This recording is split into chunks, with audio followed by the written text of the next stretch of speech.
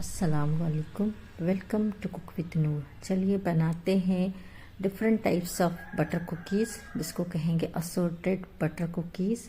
बहुत ही शानदार, बहुत ही मज़ेदार, बहुत ही बनाने में आसान, बिल्कुल माउथ मेल्टिंग डिलीशियस से ये बिस्किट्स, जिनको कि आप हफ्तों के लिए भी स्टोर करके रख सकते हैं और सबको पसंद आएंगे, गारंटीड। इतनी अच्छी रेसिपी है, बहुत ही जो है खस्ता बनने वाले, और आप जो है ढेर सारे इसमें वेरिएशंस कर सकते हैं, जैसे चाहे उसको बना सकते हैं। अपनी क्रिएटिविटी का यूज़ करके आप जो है इसमें बहुत सारे फ्लेवर्स बना सकते हैं।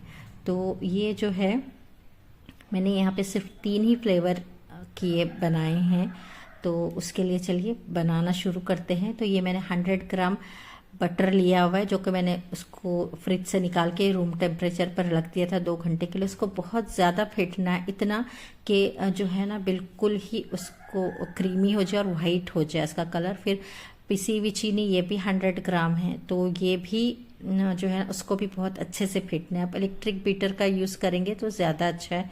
इसेंस जो है मैंने डाला हुआ है, लेकिन आप स्किप भी कर सकते हैं। इलायची पाउडर भी डाल सकते हैं, कोई और फ्लेवर भी डाल सकते हैं, टोटली अप टू यू। फिर उसके बाद जो है ना थोड़ा थोड़ा करके मैदा मैं डालूंगी। आप इसकी जगह पर व्हीट फ्लावर भी ले सकते हैं, तो उससे भी बहुत अच्छे बनेंगे इंशाल्लाह। और थोड़ा थोड़ा करके पहले मैं मिक्स करूंगी, और फिर जो व्हिस्क है वो निकाल के फिर मैं हाथ से गूंद लूंगी। अब ये तो मेरा इसमें हो गया था, लेकिन जैसे आटा गूंद गया था, लेकिन अगर आपके लिए थोड़ा सा ड्राई लग रहा है तो आप थोड़ा सा दूध ले सकती है, चाहे ठंडा हो चाहे नॉर्मल टेम्परेचर हो, कोई भी चल जाएगा।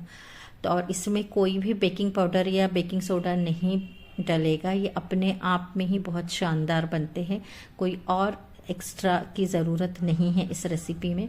अच्छे से गूंदने के बाद हम इसको 3 पोर्शन में डिवाइड कर लेंगे, क्योंकि मुझे 3 फ्लेवर बनाने हैं। आप एक ही फ्लेवर का भी कोई बना सकती है, या आप 3 से ज़्यादा फ्लेवर भी बना सकती है, टोटली अप टू यू। अपनी क्रिएटिविटी यूज़ कीजिए।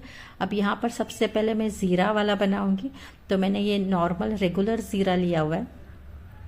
ये भुना हुआ नहीं है, क्योंकि जब ये बेक होगा तो अपने आप भुन जाएगा, तो डबल भुनने के बाद ये कड़वा भी हो सकता है, इस वजह से बस मैंने इसको अच्छे से मिक्स करके एक लॉग बना लिया है। फिर मैंने इसमें टूटी फ्रूटी डाले और दिल खोल के डाले हैं, तो आप इससे थोड़ा कम डालिए, क्योंकि फिर बाद में कटिंग के लिए बहुत प्रॉब्लम हो रहा था मुझे। तो जो है फिर इसका भी लॉग बना लिए। फिर अभी ये यहाँ चोको चिप्स डालती है। अब मैंने सिर्फ चोको चिप्स ही ऐड किए, आप इसकी जगह पे उसके साथ मतलब अलॉन्ग विद आप जो है कोको पाउडर भी डाल सकते, तो आपका पक्का जो चोको चिप वाले कुकीज़ आपके बन जाएंगे।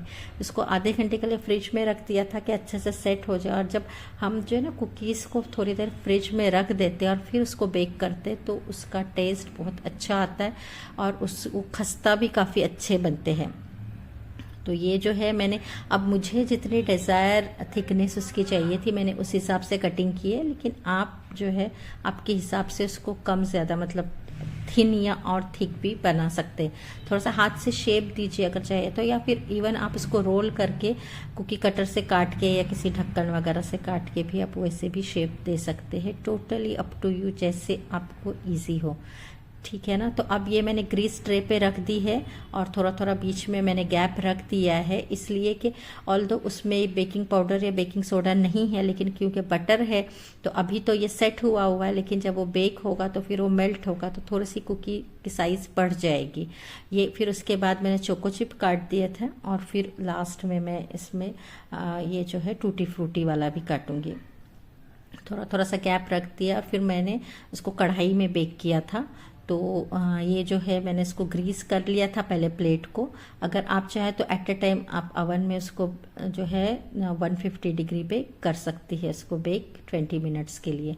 अब ये मैंने यहाँ पर ये देखिए, आपको लग रहा होगा कि ये टूटी फ्रूटी वाला जो लॉग है वो टूट रहा है, लेकिन फिर भी मैंने समहाउ उसको शेप दे दिया था और अच्छा सा शेप आ भी गया था उसका। थोड़ा ज़्यादा उसको और रख दिया था मैंने फ्रिज में। अब जो है मैंने ये कट कर लिया है, तो मैं इसको अब ये मैंने कढ़ाई में रख दिया उसको। 20 मिनट में मेरे बन गए थे, लेकिन थोड़ा सा कम ज़्यादा हो सकता है जब आप उसको बेक करेंगे तो उस वजह से आपके हिसाब से जैसे टेम्परेचर 20 मिनट के बाद चेक कीजिए। ये देखिए कितना अच्छा कलर आ गया है और बहुत ही अच्छे बन गए हैं, नीचे से भी बिल्कुल जले हुए नहीं हैं। अगर आपको चाहे तो आप और थोड़ी देर उसको रख कर और बेक कर सकते कि थोड़ा और अच्छा कलर ऊपर से आ जाए। लेकिन जब आप अवन में बेक करते तो क्योंकि ऊपर की भी रॉड ऑन होती है तो फिर उससे बहुत अच्छा कलर आ जाता है। कढ़ाई में समहाउ वैसे ही होता है। तो बस इसको फिर मैंने निकाल दिया था और फिर उसके बाद ये जो है जब तक ठंडे नहीं होते ये सॉफ्ट ही रहे, ये ठंडे होने के बाद ही अच्छे खस्ता हो जाते हैं, माउथ मेल्टिंग हो जाते हैं। तो ये जो है मैंने उसको निकाल दिया था, लेकिन ये अभी भी गर्म ही है। ये जो है ना ये देखिए, ये जो है चोको चिप कुकी वाला है और ये ज़ीरा वाला है। और फिर ये मैंने जो अब ये थोड़ा ठंडा हो गया था तो मैंने इसको तोड़ के बताया। देखिए कितना अच्छा, कितना क्रिस्प लग रहा है और वाकई में बहुत मज़े का था। ये थोड़ा गर्म था तो फ़ौरन ही टूट गया, मतलब ये नरम भी है जब गर्म है तो। फिर ये जो दूसरा वाला जो मैंने तोड़ा था तो वो फिर थोड़ा सा हार्ड हो गया था, मतलब ठंडा हो गया था। तो फिर उसके बाद इसको जो है आप हफ्तों के लिए जो है क्या बोलेंगे स्टोर करके रख सकते हैं उसको। और जो है जब चाहिए तब, अब इवन उसका जो डो है ना वो भी 1 हफ्ते के लिए आप रख सकते हैं। 1 हफ्ते के लिए फ्रिज में रखने के बाद जब चाहिए तब आप निकाल के इसको जो है शेप में, किसी भी शेप में काट के आप उसको जब चाहे तब बेक कर सकते हैं। बस एक बात का ध्यान रखिए कि इसको आपने है क्लिंग रैप करके रखना है कि या फिर एयर टाइट कंटेनर में रखना है कि ये ड्राई ना हो जाए। ठीक है, तो देखने के लिए शुक्रिया। लाइक शेयर और सब्सक्राइब करना ना भूले। टेक केयर, अस्सलाम वालेकुम।